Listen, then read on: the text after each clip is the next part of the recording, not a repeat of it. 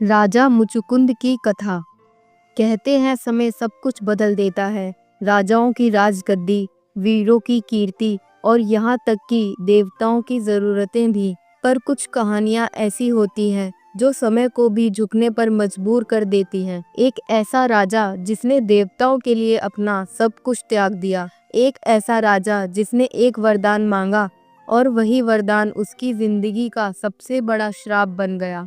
आज हम सुनेंगे उसी त्यागी, वीर और रहस्यमयी राजा की कहानी, राजा मुचुकुंद की कथा। बहुत समय पहले की बात है। सूर्यवंश के एक पराक्रमी धर्मप्रिय राजा थे, राजा मुचुकुंद। वह राजा मंधाता के वंशज थे और अपने पराक्रम, सत्य और तप के लिए पूरे आर्यावर्त में प्रसिद्ध थे। उनके राज्य में सुख, समृद्धि और शांति का वास था। देवता भी उनकी धर्मनिष्ठा और न्यायप्रियता से प्रसन्न थे। राजा मुचुकुंद का जीवन बहुत अनुशासित था। सुबह वह सूर्य की उपासना करते, दिन भर प्रजा के कार्यों में लगे रहते और रात्रि को ध्यान में लीन रहते।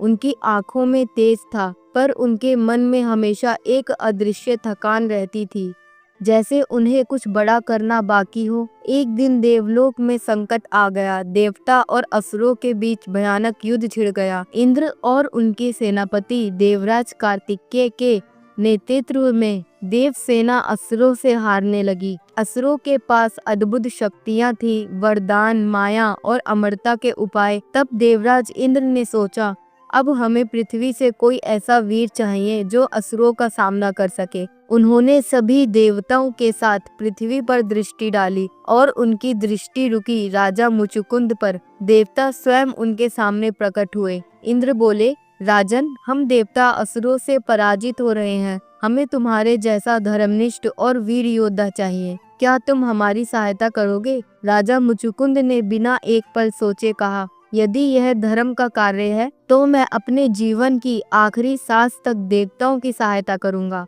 और इसी तरह शुरू हुआ एक अत्यंत लंबा और भीषण युद्ध। राजा मुचुकुंद ने देवताओं के साथ मिलकर असुरों से अनगिनत युद्ध लड़े। उनके पराक्रम से असुर पीछे हट गए।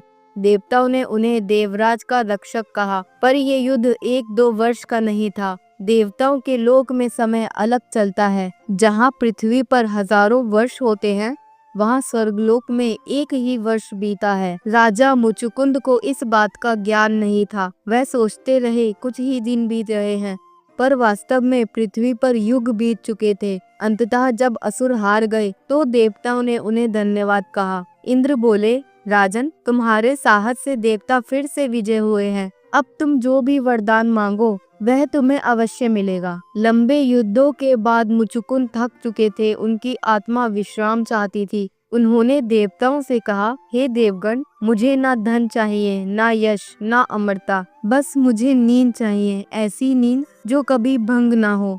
मैं थक चुका हूँ, बहुत थक चुका हूँ। देवता उनकी विनम्रता देखकर स्तब्ध रह गए। उन्होंने कहा, राजन, तुम्हारी इच्छा पूर्ण होगी। तुम पृथ्वी पर लौट जाओ और गहरी निद्रा में सो जाओ। जब तक कोई तुम्हें जगाएगा नहीं, तुम शांति से विश्राम करोगे। पर याद रखो, जो भी तुम्हें नींद से जगाएगा वह उसी क्षण भस्म हो जाएगा। राजा ने देवताओं को प्रणाम किया और पृथ्वी पर लौट आए। मुचुकुंद ने हिमालय की एक विशाल गुफा में प्रवेश किया। वहां उन्होंने ध्यान लगाया और फिर शांतिपूर्वक निद्रा में लीन हो गए। गुफा में समय जैसे थम गया था। सदियां बीत गईं, युग बदल गए, राजवंश मिट गए। उनके राज्य में अब कोई उन्हें जानता तक नहीं था, पर गुफा के भीतर वह महान राजा अब भी सो रहा था। गहरी शांति और अटूट नींद में समय बीता। त्रेता युग समाप्त हुआ, द्वापर युग प्रारंभ हुआ। इसी काल में भगवान श्री कृष्ण ने अवतार लिया।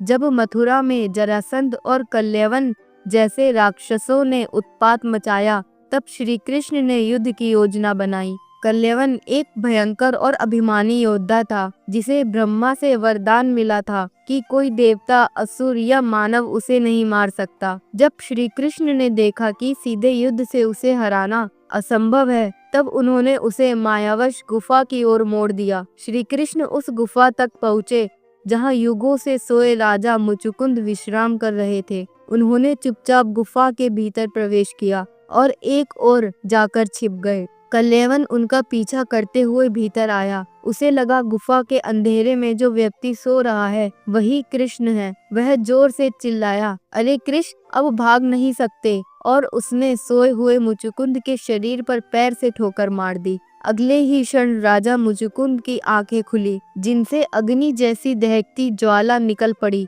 वो ज्वाला सीधे कलेवन को लगी और वह तत्काल भस्म हो गया। गुफा में दिव्य प्रकाश फैला। श्री कृष्ण सामने प्रकट हुए। मुचुकुंद ने उन्हें देखा और तुरंत पहचान लिया। उन्होंने हाथ जोड़कर कहा, हे प्रभु, आप कौन हैं जो इस अंधकार में सूर्य की तरह प्रकाशमान हैं? श्री कृष्ण मुस्कुराए और बोले, राजन, मैं वासुदेव कृष्ण हूँ। युगों पहले तुम्हें जो वरदान मिला था वही आज फलित हुआ है। तुम्हारा विश्राम अब पूर्ण हुआ। राजा भाव विभोर हो गए। उन्होंने कहा, हे प्रभु, जब मैं सोया था तब मैं राजा था, अब जागा हूँ तो मेरा राज्य, मेरा वंश सब मिट चुका है। अब मुझे बताइए मैं क्या करूँ? श्री कृष्ण ने कहा, राजन, अब तुम्हें संसार के मोह से ऊपर उठना होगा। तपस्या और भक्ति के मार्ग पर चलो। यह जीवन तुम्हारा अंतिम जन्म है। इसके बाद मोक्ष तुम्हारी प्रतीक्षा कर रहा है।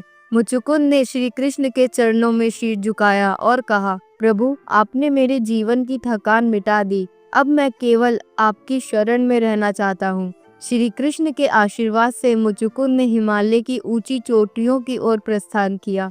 वहां उन्होंने गहन तप किया। वर्षों तक केवल ध्यान और भक्ति में लीन रहे। उनका मन अब युद्ध या राज्य में नहीं बल्कि परम शांति में था। उनकी आत्मा जो युगों तक थकी हुई थी अब शांत हो चुकी थी। कहा जाता है जब उनका शरीर विलीन हुआ तो उनके मुख पर वही संतोष की मुस्कान थी जो किसी सच्चे त्यागी को ही प्राप्त होती है। राजा मुचुकुंद की कथा हमें 3 गहरे संदेश देती है। सबसे बड़ा दान धन का नहीं, स्वयं का त्याग है। मुचुकुंद ने शक्ति और राज्य त्याग कर नींद मांगी, आत्मा के विश्राम के लिए। देवताओं के लोक में युद्ध के कुछ वर्ष पृथ्वी के लिए युगों के समान है। यह दिखाता है कि समय सापेक्ष है और जो सच्चे कर्म में लगा है उसके लिए समय रुक जाता है। मुचुकुंद की नींद केवल थकान नहीं, अहंकार से मुक्ति की अवस्था थी। जब उन्होंने जागकर कृष्ण को देखा तो वह जागरण वास्तव में आत्मिक जागरण था। कभी कभी जीवन हमें ऐसा वरदान देता है जो धीरे धीरे श्राप बन जाता है, पर उस श्राप के भीतर ही छुपा होता है मोक्ष का मार्ग। राजा मुचुकुंद की नींद बाहरी नहीं थी, वह एक यात्रा थी, थकान से शांति तक की, देह से आत्मा तक की। और शायद यही कारण है कि जब भगवान कृष्ण ने उन्हें दर्शन दिए तो उन्होंने कुछ नहीं मांगा, क्योंकि उन्हें सब मिल चुका था, शांति, मुक्ति और प्रभु का साक्षात्कार। तो दोस्तों, अगर इस कहानी ने आपके दिल को छुआ हो, अगर राजा मुचुकुंद के त्याग और शांति ने आपको सोचने पर मजबूर किया हो, तो एक लाइक जरूर कीजिए और इस कहानी को शेयर कीजिए उन लोगों के साथ जो जीवन में शांति और सच्चाई की तलाश में हैं। और अगर आप ऐसी ही पौराणिक और धार्मिक कहानियाँ सुनना चाहते हैं तो हमारे चैनल को सब्सक्राइब जरूर कीजिए, क्योंकि अगली कहानी शायद आपकी जिंदगी की सोच बदल दे। मिलते हैं बहुत जल्द। जब तक के लिए जय श्री कृष्ण, हर हर महादेव।